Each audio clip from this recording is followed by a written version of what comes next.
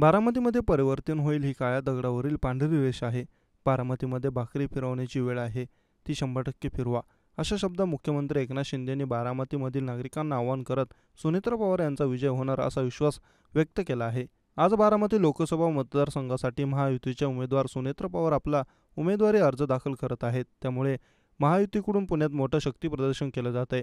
बारामती महायुतीच्या प्रचारासाठी मुख्यमंत्री एकनाथ शिंदे, उपमुख्यमंत्री देवेंद्र फडणवीस आणि उपमुख्यमंत्री अजित पवार यांनी हजेरी लावली आहे. यावेळी एकनाथ शिंदेंनी उपस्थितांना संबोधित करताना म्हटलं की बारामतीमध्ये भाकरी फिरवण्याची वेळ आहे, ती 100% फिरवा. ही लोकसभा निवडणूक असली तरी देशाचे भवितव्य घडवणारी निवडणूक आहे. महायुतीच्या उमेदवाराचा विजय महत्त्वाचा आहे.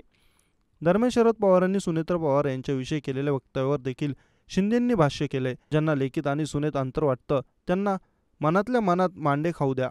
सुनेत्रा वहिनी उत्तम खासदार होतील. त्यांनी भरपूर चांगली कामे केली आहेत, असा विश्वास देखील एकनाथ शिंदेंनी यावेळी व्यक्त केला. बारामतीच्या विकासात अजित पवारांचं मोठं योगदान आहे. जेव्हा जेव्हा संधी आली तेव्हा अजित पवार यांच्यावर अन्याय झाला. मोदींवर विश्वास ठेवून अजित पवार महायुतीमध्ये सहभागी झालेत. मोदींनी म्हटलं होतं, पवार साहेबांचं बोट धरून मी राजकारणात आलो, पण त्यांनी बोट सोडलं आणि देशाचा विकास केला.